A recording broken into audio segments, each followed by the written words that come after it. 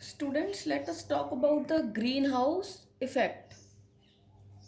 Now, beta, you must have noticed that there are a lot of areas where there is a cold weather, temperature low रहता है हमेशा, बहुत ठंड होती है, तो it is very difficult to grow the plants, crops, vegetables there.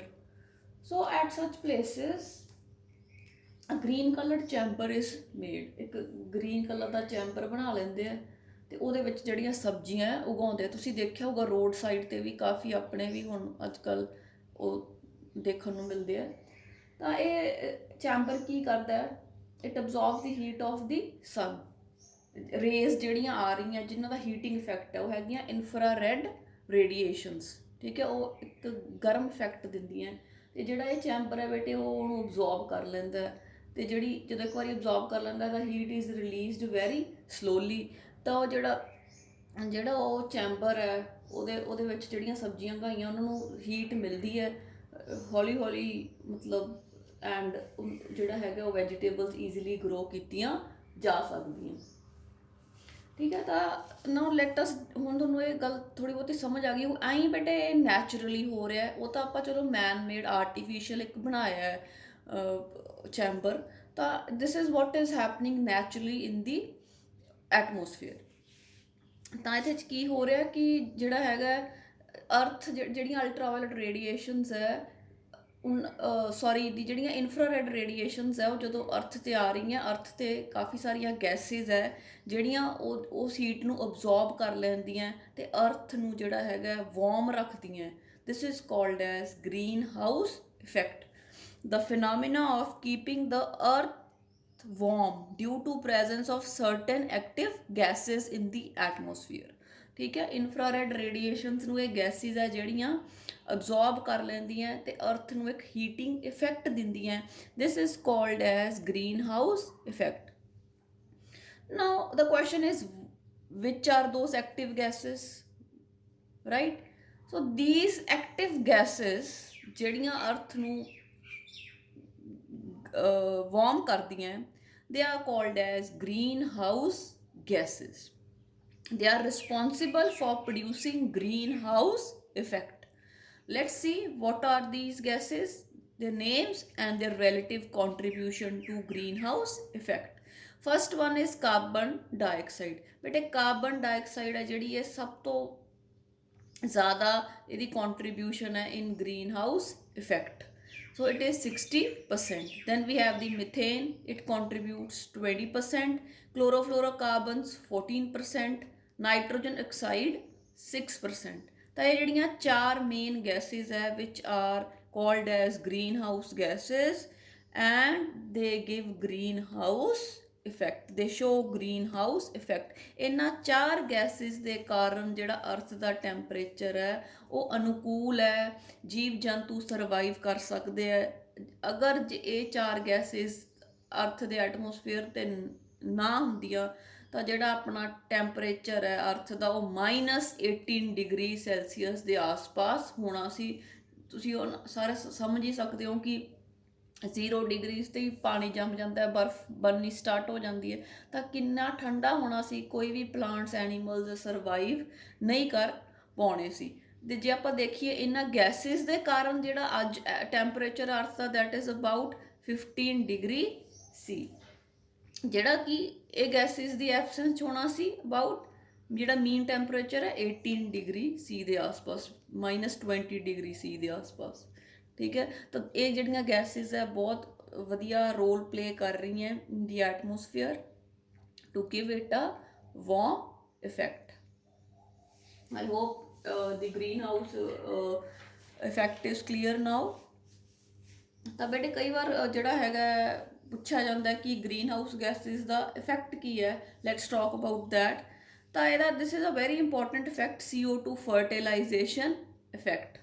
ਇਹ ਕੀ ਹੈ ਬੇਟੇ, ਜਦੋਂ ਕਾਰਬਨ ਡਾਈਆਕਸਾਈਡ ਦੀ ਜਿਹੜੀ ਹੈਗੀ ਹੈ ਕੰਸਨਟ੍ਰੇਸ਼ਨ ਐਟਮੋਸਫੀਅਰ ਦੇ ਵਿੱਚ ਵੱਧ ਜਾਂਦੀ ਹੈ ਤਾਂ ਕਹਿੰਦਾ ਉਹਦੇ ਕਾਰਨ ਜਿਹੜੀ ਪਲਾਂਟਸ ਦੀ ਪ੍ਰੋਡਕਟਿਵਿਟੀ ਹੈ C3 plants if you remember ਆਪਾਂ ਕੀਤੇ ਸੀਗੇ ਕਿ ਜਿਹੜੇ ਹੈਗੇ ਆ ਇਹਨਾਂ ਦੇ ਵਿੱਚ ਕੈਲਵਿਨ ਸਾਈਕਲ ਅਕਰ ਕਰਦਾ ਹੈ ਨਾ, ਐਂਡ 3-ਫਾਸਫੋਗਲਿਸਰੇਟ ਹੈ ਜਿਹੜਾ ਫਸਟ ਸਟੇਬਲ ਕੰਪਾਊਂਡ ਇਹਨਾਂ ਦੇ ਵਿੱਚ ਬਣਦਾ ਹੈ। I hope you remember the C3 plants. ਤਾਂ ਬੇਟੇ ਇਹ ਕਹਿੰਦਾ ਹੈ ਵੀ ਜਦੋਂ ਕਾਰਬਨ ਡਾਈਆਕਸਾਈਡ ਦੀ ਮਾਤਰਾ ਐਟਮੋਸਫੀਅਰ ਦੇ ਵਿੱਚ ਵੱਧ ਜਾਂਦੀ ਹੈ ਤਾਂ C3 ਪਲਾਂਟਸ ਦੀ ਜਿਹੜੀ ਪ੍ਰੋਡਕਟਿਵਿਟੀ ਆ ਉਹ ਵੱਧ ਜਾਂਦੀ ਹੈ। ਟਰਾਂਸਪੀਰੇਸ਼ਨ ਰੇਟ ਜਿਹੜਾ ਹੈਗਾ ਦੀ loss of water from the leaves ਜਿਹੜਾ ਹੈਗਾ ਉਹ ਘਟ ਜਾਂਦਾ ਹੈ, ਕਿਉਂਕਿ ਜਿਹੜੇ ਸਟੋਮੈਟਾ ਹੈ ਉਹ ਕਲੋਜ਼ ਜ਼ਿਆਦਾ ਸਮਾਂ ਕਲੋਜ਼ ਰਹਿੰਦੇ ਆ। ਦਿਸ is called as CO2 fertilization effect. ਹੁਣ ਬੇਟਾ ਜਿਹੜੀਆਂ ਆਪਾਂ ਗੈਸਿਸ ਡਿਸਕਸ ਕੀਤੀਆਂ ਗ੍ਰੀਨ ਹਾਊਸ ਗੈਸਿਸ, ਹੁਣ ਜੇ ਇਹਨਾਂ ਦੀ ਜਿਹੜੀ ਮਾਤਰਾ ਹੈ ਉਹ ਜੇ ਐਟਮੋਸਫੀਅਰ 'ਚ ਰਾਈਜ਼ ਕਰ ਜੂਗੀ, ਠੀਕ ਹੈ, ਸਪੋਜ਼ ਹੁਣ ਜਿਹੜਾ ਟੈਂਪਰੇਚਰ ਹੈ ਅਨੁਕੂਲ ਹੈ, ਜਿਵੇਂ ਜਿਵੇਂ ਇਹਨਾਂ ਦੀ ਜਿਹੜੀ ਮਾਤਰਾ ਹੈ ਉਹ ਐਟਮੋਸਫੀਅਰ ਦੇ ਵਿੱਚ ਰਾਈਜ਼ ਕਰੂਗੀ ਤਾਂ ਜਿਹੜਾ ਅਰਥ ਦਾ ਮੀਨ ਟੈਂਪਰੇਚਰ ਉਹ ਰਾਈਜ਼ ਕਰੂਗਾ। that is called as global warming, right? That is called as global warming. Rise in the greenhouse gases is called as global warming। ਜਦੋਂ ਇਹ gases ਦੀ ਕੰਸਨਟ੍ਰੇਸ਼ਨ ਐਟਮੋਸਫੀਅਰ 'ਚ ਵਧੂਗੀ, ਜ਼ਿਆਦਾ ਗੈਸਿਸ ਮੀਨਸ ਜ਼ਿਆਦਾ ਹੀਟ ਟਰੈਪ ਕਰਨਗੀਆਂ, ਜ਼ਿਆਦਾ heat trap ਕਰਨਗੀਆਂ means ਅਰਥ ਦਾ ਜਿਹੜਾ ਇਨਵਾਇਰਨਮੈਂਟ ਹੈ ਉਹ ਜ਼ਿਆਦਾ ਵਾਰਮ ਹੋਊਗਾ। ਦਿਸ is called as global warming. ਕਈ ਵਾਰ ਕੁਐਸਚਨ ਆ ਜਾਂਦਾ ਕਿ ਨੇਮ ਦਾ ਗੈਸ, ਉਹ ਗੈਸ ਦਾ ਨਾਮ ਦੱਸੋ ਜਿਹੜੀ ਸਭ ਤੋਂ ਵੱਧ ਕੰਟਰੀਬਿਊਟ ਕਰ ਰਹੀ ਹੈ ਟੁਵਰਡਸ ਗਲੋਬਲ ਵਾਰਮਿੰਗ, ਸਭ ਤੋਂ ਵੱਧ ਗਲੋਬਲ ਵਾਰਮਿੰਗ ਕਰਾ ਰਹੀ ਹੈ। Then it is carbon dioxide.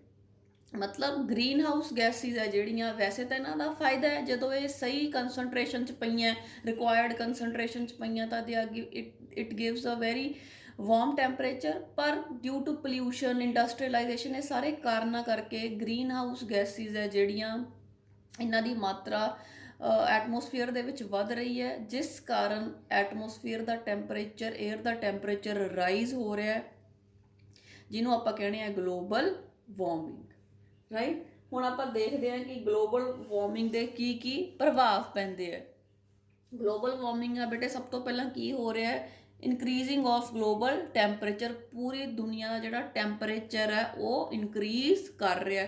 ਤਾਂ ਪਿਛਲੇ 3 ਦਹਾਕਿਆਂ 'ਚ ਦੇਖਿਆ ਗਿਆ ਕਿ 0.6 ਡਿਗਰੀ ਸੈਲਸੀਅਸ ਜਿਹੜਾ ਇਹ ਮੀਨ ਟੈਂਪਰੇਚਰ ਹੈ ਇਹ ਵੱਧ ਚੁੱਕਿਆ ਹੈ। ਜਿਵੇਂ ਕਿ ਆਪਾਂ ਦੇਖਦੇ ਹਾਂ ਹੁਣ ਗਰਮੀਆਂ ਲੰਬੀਆਂ ਹੋ ਗਈਆਂ, ਗਰਮੀਆਂ 'ਚ ਟੈਂਪਰੇਚਰ ਜ਼ਿਆਦਾ ਹਾਈ ਜਾਣ ਲੱਗ ਗਿਆ ਆਪਣੇ, ਅਤੇ ਸਰਦੀਆਂ 'ਚ ਜਿਹੜਾ ਟੈਂਪਰੇਚਰ ਹੈ ਥੋੜ੍ਹਾ ਲੋ ਜਾਣ ਲੱਗ ਗਿਆ। ਤਾਂ ਜਿਹੜੀਆਂ ਇਹ ਬੇਟੇ ਔਡ ਕਲਾਈਮੈਟਿਕ ਚੇਂਜਿਸ ਆ ਰਹੀਆਂ, they are called as EL Nino effect. This is called as EL Nino effect, right. ਤਾਂ ਸੈਕਿੰਡ ਜਿਹੜਾ ਆਪਾਂ ਦੇਖਦੇ ਹਾਂ ਕਿ ਜਿਹੜਾ ਗਲੋਬਲ ਵਾਰਮਿੰਗ ਕਰਕੇ ਜਿਹੜਾ ਸੀ ਲੈਵਲ ਹੈ ਉਹ, ਜਿਹੜਾ ਸਮੁੰਦਰ ਦਾ ਜਿਹੜਾ ਹੈਗਾ ਲੈਵਲ ਹੈ ਉਹ ਵੱਧ ਰਿਹਾ। ਉਹ ਕਿੱਦਾਂ ਵੱਧ ਰਿਹਾ? ਕਿਉਂਕਿ ਬੇਟਾ ਜਿਹੜਾ ਜਦੋਂ ਪਾਣੀ ਗਰਮ ਹੋ ਜਾਂਦਾ ਤਾਂ ਉਹਦੀ ਥਰਮਲ ਐਕਸਪੈਂਸ਼ਨ ਹੁੰਦੀ ਹੈ, ਉਹ ਐਕਸਪੈਂਡ ਹੁੰਦਾ। ਅਤੇ ਦੂਸਰਾ ਆਪਾਂ ਕਹਿ ਸਕਦੇ ਹਾਂ ਜਿਹੜੇ ਗਲੇਸ਼ੀਅਰਸ ਹੈ, ਜਿਹੜੀਆਂ ਆਈਸ ਸ਼ੀਟਸ ਹੈ ਉਹ ਹਾਈ ਟੈਂਪਰੇਚਰ ਦੇ ਕਾਰਨ ਮੈਲਟ ਹੋ ਰਹੀਆਂ। ਤਾਂ ਜਦੋਂ ਪਾਣੀ ਜਿਹੜਾ ਹੈਗਾ ਐਕਸਪੈਂਡ ਹੋ ਰਿਹਾ ਅਤੇ ਜਿਹੜੀ ਬਰਫ਼ ਹੈ ਉਹ ਖੁਰ ਰਹੀ ਹੈ, ਉਹਦੇ ਨਾਲ ਜਿਹੜਾ ਸਮੁੰਦਰ ਦਾ ਪਾਣੀ ਦਾ ਜਿਹੜਾ ਲੈਵਲ ਹੈ ਉਹ ਰਾਈਜ਼ ਹੋ ਰਿਹਾ। ਤਾਂ ਬੇਟਾ ਇਹਦਾ ਬਹੁਤ ਵੱਡਾ ਖਤਰਾ ਹੈ ਕਿ ਜਦੋਂ ਸੀ ਦਾ ਲੈਵਲ ਰਾਈਜ਼ ਹੋ ਗਿਆ ਤਾਂ ਜਿਹੜੇ ਕੋਸਟਲ ਏਰੀਆਜ਼ ਹੈ, ਸਮੁੰਦਰ ਦੇ ਕੰਢਿਆਂ 'ਤੇ ਜਿਹੜੇ ਸ਼ਹਿਰ ਵਸੇ ਹੈ, ਉਹਨਾਂ ਦੇ ਸਬਮਰਜ ਹੋਣ ਦਾ ਡਰ ਹੈ। ਤਾਂ ਬੇਟੇ ਜਿਹੜਾ ਬੰਗਲਾਦੇਸ਼ ਹੈ ਉਹ ਸਭ ਤੋਂ ਲੋ ਲਾਈਨ ਕੰਟਰੀ ਹੈ, ਸਭ ਤੋਂ ਨੀਵਾਂ ਕੰਟਰੀ ਹੈ, ਤਾਂ ਉਹਦੇ 'ਤੇ ਸਭ ਤੋਂ ਜ਼ਿਆਦਾ ਬੁਰਾ ਪ੍ਰਭਾਵ ਪੈ ਸਕਦਾ ਹੈ ਜੇ ਇਸੇ ਤਰ੍ਹਾਂ ਹੀ ਸੀ ਦਾ ਜਿਹੜਾ ਲੈਵਲ ਹੈ ਉਹ ਰਾਈਜ਼ ਹੁੰਦਾ ਰਿਹਾ। ਨੈਕਸਟ ਬੇਟੇ ਆਪਾਂ ਡਿਸਕਸ ਕਰ ਸਕਦੇ ਹਾਂ ਕਿ ਆਪਾਂ ਕਰ ਹੀ ਲਿਆ ਕਿ ਮੈਲਟਿੰਗ ਆਫ ਆਈਸ ਕੈਪਸ ਹੋ ਰਹੀ ਹੈ ਕਿਉਂਕਿ ਟੈਂਪਰੇਚਰ ਵੱਧ ਗਿਆ। ਟੈਂਪਰੇਚਰ ਨਾਲ ਜਿਹੜੀ ਹੈ ਕਿ ਧਰੁਵਾਂ 'ਤੇ ਜਿਹੜੀ ਆਈਸ ਹੈ ਉਹ ਸਾਰੀ, ਜਿਹੜੀ ਪੋਲਰ ਆਈਸ ਹੈ ਉਹ ਸਾਰੀ ਖੁਰ ਜਾਣੀ ਹੈ, ਠੀਕ ਹੈ। ਤਾਂ ਉਹਦੇ ਨਾਲ ਵੀ ਜਿਹੜਾ ਸੀ ਲੈਵਲ ਹੈ ਉਹ ਰਾਈਜ਼ ਹੁੰਦਾ। ਫਿਰ ਬੇਟੇ ਆਪਾਂ ਜਿਹੜਾ ਇਹਦਾ ਪ੍ਰਭਾਵ ਹੈ ਜਿਹੜਾ ਉਹ ਜਿਹੜੇ ਪਲਾਂਟਸ, ਸਪੋਜ਼ ਜਿਹੜੇ ਟਰੀਜ਼ ਜਿਹੜੇ ਜ਼ਿਆਦਾ ਹਾਈ ਟੈਂਪਰੇਚਰ 'ਤੇ ਸਰਵਾਈਵ ਨਹੀਂ ਕਰ ਸਕਦੇ ਤਾਂ ਉਹ ਵੀ ਜਿਹੜੇ ਸੈਂਸਿਟਿਵ ਹੈ ਉਹ ਵੀ ਖਤਮ ਹੋ ਜਾਣਗੇ, right. Next we have the food production. Food production 'ਤੇ ਜਿਹੜਾ ਹੈਗਾ ਗਲੋਬਲ ਵਾਰਮਿੰਗ ਦਾ ਕਾਫੀ ਜ਼ਿਆਦਾ ਬੁਰਾ ਪ੍ਰਭਾਵ ਪੈਣਾ ਕਿਉਂਕਿ ਬੇਟੇ ਜਿਹੜੇ ਨਦੀਨ ਹੁੰਦੇ ਆ ਉਹ ਹਾਈ ਟੈਂਪਰੇਚਰ 'ਤੇ ਬਹੁਤ ਵਧੀਆ ਗਰੋ ਕਰਦੇ ਆ ਅਤੇ ਉਹਨਾਂ ਦੀ ਜਿਹੜੀ ਪੋਪੂਲੇਸ਼ਨ ਹੈ ਉਹ ਗਰੋ ਕਰ ਜੂਗੀ। ਤੇ ਈਵਨ ਜਿਹੜੇ ਪੈਸਟ ਹੈ, ਕੀੜੇ ਮਕੌੜੇ ਆ, ਉਹਨਾਂ ਨੂੰ ਵੀ ਹਾਈ ਟੈਂਪਰੇਚਰ ਜਿਹੜਾ ਪਸੰਦ ਹੁੰਦਾ ਤਾਂ ਉਹ ਜ਼ਿਆਦਾ ਉਹਨਾਂ ਦੇ ਫੈਲਣ ਦਾ ਡਰ ਹੈ। ਤਾਂ ਜਿਹਦੇ ਨਾਲ ਜਿਹੜੀ ਆਪਣੀ ਫਸਲ ਹੈ ਉਹ ਜਿਹੜੀ ਹੈਗੀ ਹੈ ਜਿਹੜੀ ਹੈ ਉਹਦੀ ਪ੍ਰੋਡਕਟਿਵਿਟੀ 'ਤੇ ਮਾੜਾ ਅਸਰ ਪੈ ਸਕਦਾ। ਤਾਂ ਇਹ ਬੇਟੇ ਇੱਕ ਜਿਹੜਾ ਅਨੁਮਾਨ ਲਗਾਇਆ ਹੈ ਕਿ ਜਿਹੜਾ ਸਾਊਥ ਈਸਟ ਏਸ਼ੀਆ 'ਚ ਜਿਹੜਾ ਚੌਲਾਂ ਦੀ ਯੀਲਡ ਹੈ, ਰਾਈਸ ਯੀਲਡ ਹੈ, ਉਹ 5% ਘਟ ਜਾਣੀ ਹੈ ਜੇ ਟੈਂਪਰੇਚਰ 1 ਡਿਗਰੀ ਸੀ ਰਾਈਜ਼ ਕਰਦਾ।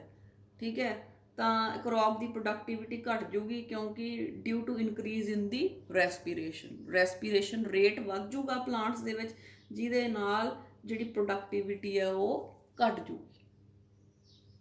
ਰਾਈਟ। ਤਾਂ ਫਿਰ ਅਗਲਾ ਬੇਟਾ ਆਪਣਾ ਟੌਪਿਕ ਹੈਗਾ ਕਿ ਆਪਾਂ ਜਿਹੜਾ ਇਹ ਹੈਗਾ ਆਪਣਾ ਗਲੋਬਲ ਵਾਰਮਿੰਗ ਹੈ, ਇਹਨੂੰ ਕੰਟਰੋਲ ਕਿਵੇਂ ਕਰ ਸਕਦੇ ਆ, ਆਪਾਂ ਨੂੰ ਕੀ ਕਰਨਾ ਚਾਹੀਦਾ ਇਹਨੂੰ ਕੰਟਰੋਲ ਕਰਨ ਲਈ। ਫਸਟ ਵਨ ਇਜ਼ ਰਿਡਿਊਸਡ ਡੀਫੋਰੈਸਟੇਸ਼ਨ ਮਤਲਬ ਜੰਗਲਾਂ ਦਾ ਕੱਟਣਾ। ਆਪਾਂ ਨੂੰ ਜਿਹੜਾ ਹੈਗਾ ਜ਼ਿਆਦਾ ਤੋਂ ਜ਼ਿਆਦਾ ਦਰਖਤ ਨਵੇਂ ਲਗਾਉਣੇ ਚਾਹੀਦੇ ਆ, ਤੇ ਜਿਹੜੇ ਦਰਖਤ ਹੈ ਉਹਨਾਂ ਨੂੰ ਜਿਹੜਾ ਘੱਟ ਜਿਹੜਾ ਹੈਗਾ ਕੱਟਣਾ ਚਾਹੀਦਾ। ਆਪਾਂ ਨੂੰ ਫੋਰੈਸਟ ਕਵਰ ਇਨਕਰੀਜ਼ ਕਰਨਾ ਚਾਹੀਦਾ ਤਾਂ ਕਿ ਕਾਰਬਨ ਡਾਈਆਕਸਾਈਡ ਜਿਹੜੀ ਵੱਧ ਤੋਂ ਵੱਧ ਜ਼ਿਆਦਾ ਪੈਦਾ ਹੋ ਰਹੀ ਹੈ ਉਹਨੂੰ ਪਲਾਂਟਸ ਹੈ ਜਿਹੜੇ ਉਹ ਯੂਜ਼ ਕਰ ਲੈਂਦੇ ਆ, ਤੇ ਉਹਦਾ ਜਿਹੜਾ ਅਸਰ ਹੈ ਕਾਰਬਨ ਡਾਈਆਕਸਾਈਡ ਗਲੋਬਲ ਵਾਰਮਿੰਗ ਕਰ ਰਹੀ ਹੈ ਉਹਨੂੰ ਘਟਾਇਆ ਜਾ ਸਕੇ। Second is cutting down use of fossil fuels, ਜਿਹੜੇ ਆਪਾਂ ਖਣਿਜ ਪਦਾਰਥ ਵਰਤ ਰਹੇ ਹਾਂ, ਠੀਕ ਹੈ, ਉਹਨਾਂ ਨੂੰ ਆਪਾਂ ਘੱਟ ਯੂਜ਼ ਕਰੀਏ ਤੇ ਆਪਾਂ ਸੋਲਰ એનર્ਜੀ ਨੂੰ ਯੂਜ਼ ਕਰੀਏ। ਫਿਰ ਉਸ ਤੋਂ ਬਾਅਦ ਹੈ ਬੇਟੇ ਕਿ ਜਿਹੜੇ ਕਲੋਰੋਫਲੋਰੋਕਾਰਬਨਸ ਹੈ ਉਹਨਾਂ ਦੀ ਵਰਤੋਂ ਆਪਾਂ ਬੰਦ ਕਰੀਏ, ਤਾਂ ਉਹਨਾਂ ਦਾ ਕੋਈ ਹੋਰ ਸਬਸਟੀਟਿਊਟ ਕੱਢੀਏ ਜਿਹਦੇ ਨਾਲ ਜਿਹੜਾ ਹੈਗਾ ਗਲੋਬਲ ਵਾਰਮਿੰਗ ਨੂੰ ਜਿਹੜਾ ਰੋਕਿਆ ਜਾ ਸਕਦਾ। ਦੈਨ ਆਪਾਂ ਨੂੰ ਹਿਊਮਨ ਪੋਪੂਲੇਸ਼ਨ ਨੂੰ ਚੈੱਕ ਕਰਨਾ ਪਊਗਾ, ਹਿਊਮਨ ਪੋਪੂਲੇਸ਼ਨ ਘਟਾਉਣੀ ਪਊਗੀ, ਤੇ ਟਰੀਜ਼ ਜ਼ਿਆਦਾ ਤੋਂ ਜ਼ਿਆਦਾ ਆਪਾਂ ਨੇ ਲਗਾਉਣੇ ਆ।